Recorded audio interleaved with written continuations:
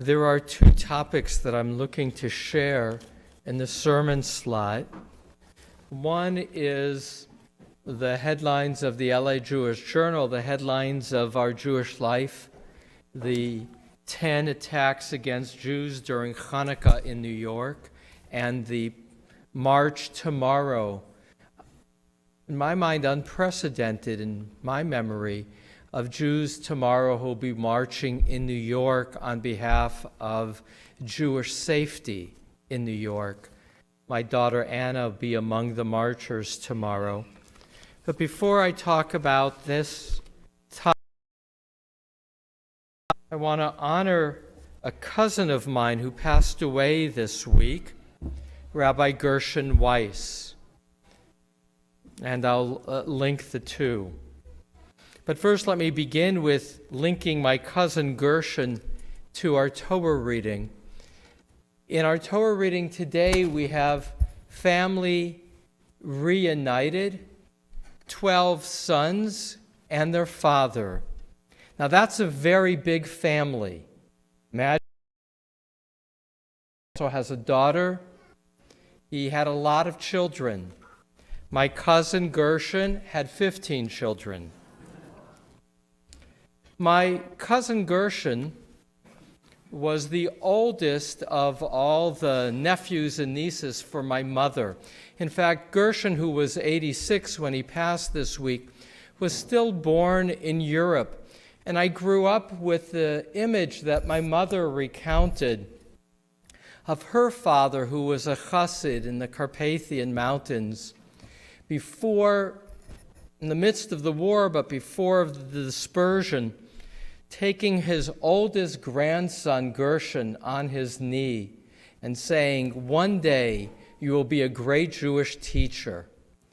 And during the war, my cousin Gershon, his mother Rose, and two younger siblings, twins, Danny and Rita, hid in Budapest with their father in forced labor, Emmanuel, and surviving in hiding in Budapest, and then coming to America, where Gershon would attend the Ner Yisrael Yeshiva in Baltimore.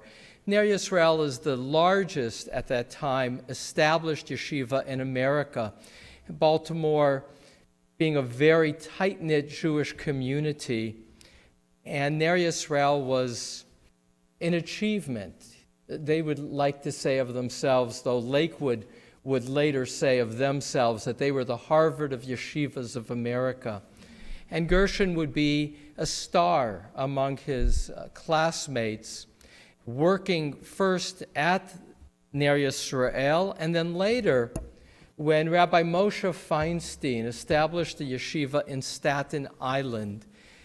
When he opened that yeshiva in 1961, he would hire Gershon as what was called the Mashpia Ruchani, the influencer of spirit, kind of the school psychologist, but not just the school psychologist who people would come to, yeshiva students, for problems, but a teacher of Musar, a teacher of how to live a moral life.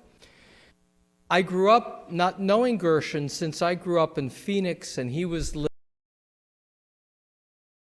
often being told by my mother with great admiration, first for her sister Rose, her oldest of 11 children in her family, great admiration for her older sister Rose, and this nephew Gershon, who had gone on to become a rabbi and a teacher.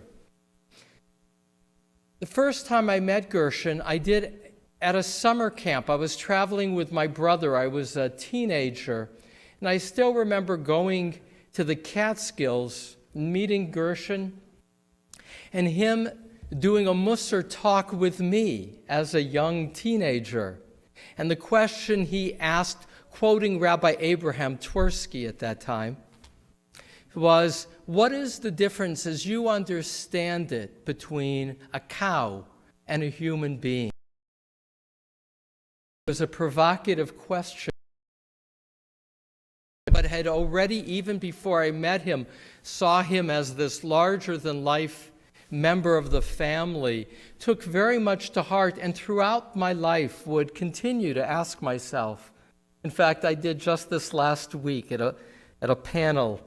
I asked this group of panelists talking about artificial intelligence and humans in the context of language.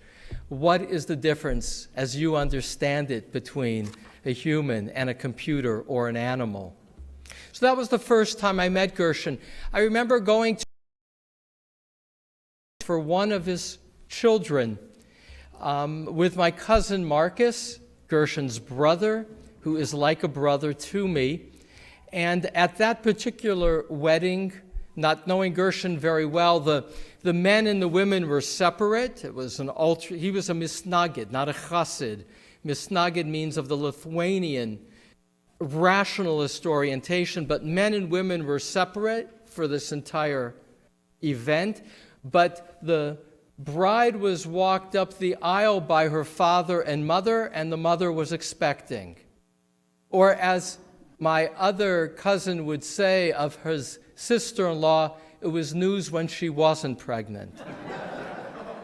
So Gershon would become an important teacher in his own community in New York at the Staten Island Yeshiva, and later when he half-retired to Lakewood, continue to create a synagogue in his own home in the basement and continue to what would become almost 50 years of being an important teacher of Musar, of morality, of how to live a good life. He wrote 3 books. One of them is that I have at home, his first book on Samson. But in his later life, he wrote these books, The Holocaust and Jewish Destiny. In his community, they do not observe Yom HaShoah as the day of remembrance. They do that on Tisha B'Av. And in the ultra-Orthodox community, Gershon really led the way with these books, by the Masorah Press, on grappling with where is God. His answer is very different than the answer I would provide. His world is very different than my world. He also wrote, again with the Holocaust having shaped him, a commentary to the Haggadah through the lens of the Holocaust. My cousin Marcus, his brother, who was born in America after the war, got married very late. Marcus was close to 40. His parents were, at this point, quite elderly. And I remember watching his parents at the reception. His father, in particular, had a hard time staying awake. And Gershon left with his father at a certain point, and for some reason I needed to find them. So I went up to the room, the hotel room, where Gershon had taken his father. And I knocked on the door and I came in, and there my uncle Manu had his shoes and socks off, and his son Gershon was on the floor massaging his father's feet.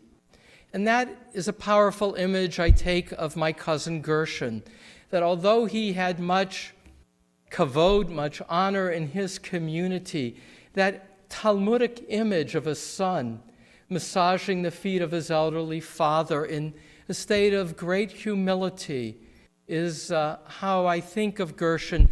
And the other piece that I think of Gershon is he was not a person who gave me speeches, but who always asked questions. He was a master listener, and there too he exemplified what he taught of living with curiosity and humility. The family on Facebook has circulated this last week,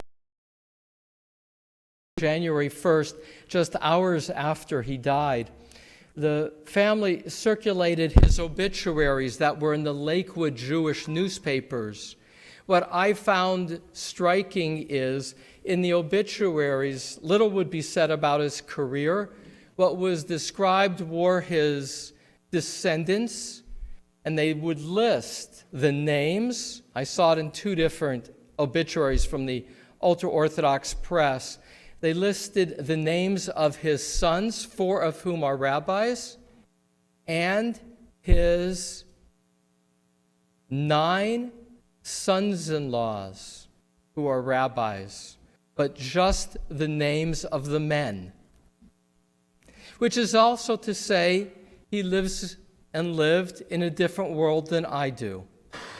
And yet I loved him and admired him. Which is to say we can live in different worlds. I pause, I see Linda to say, when I would get through the years, every wedding of a grandchild, I'd get an invitation. But they would always be addressed to Mr. Ellie and Linda Spitz, which is to say, maybe Dr. to say that in the world of Rav Moshe Feinstein, his great teacher, the Rav was called Harav. In the time of the Lubavitcher Rebbe living in Brooklyn, he was known, the Lubavitcher Rebbe, for Chassidut, but Rav Feinstein was the posek of Israel, the great decider of Jewish law, who was Gershon partner in those years. So that's the first thing to acknowledge. One is this loss for me and for my family of a cousin who in many ways was a bridge to the old world, lived a life that was very different than my own.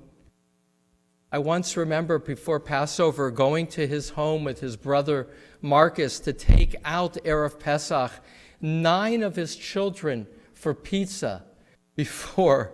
And as I sat at this table as a single man, there were 11 of us at this table, and I thought, this is like only a little over half of his children. A very different world, and yet we are family. And I say that because to these horrible acts of hatred that have taken place in New York over Hanukkah.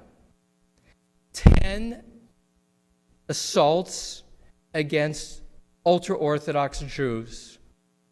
The most brutal was in Monsey, New York, the home before of Rabbi Abraham Twersky, in which a man took a machete going into a rabbi's home.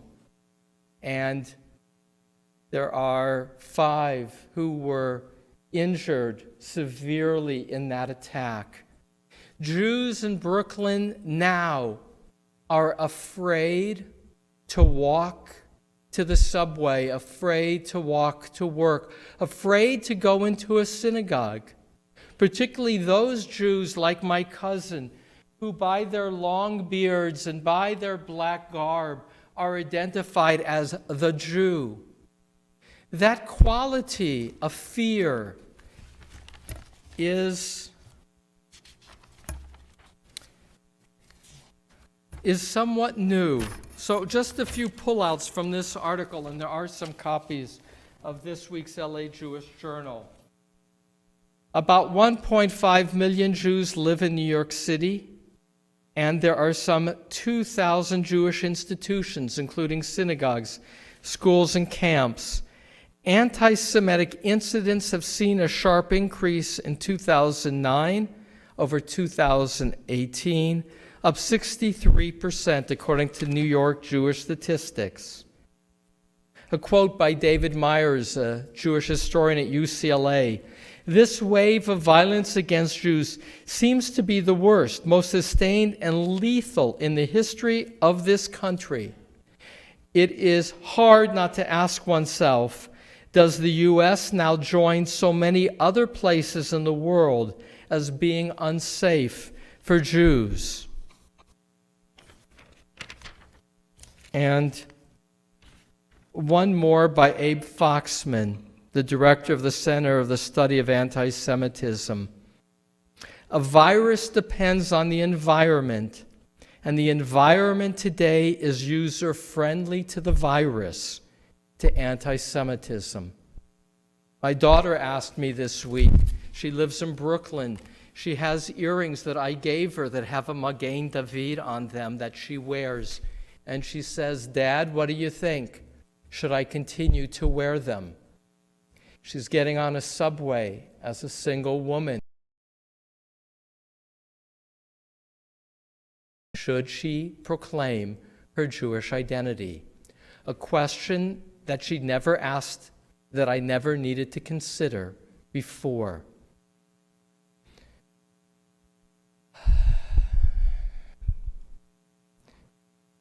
One begins with a sigh, for there are no words.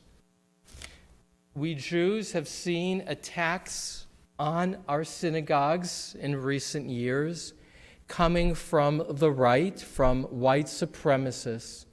The attacks in Brooklyn and Muncie and Jersey City at a kosher store are coming, if you will, from the left, from Black Americans who see the Jews as representing, I don't know.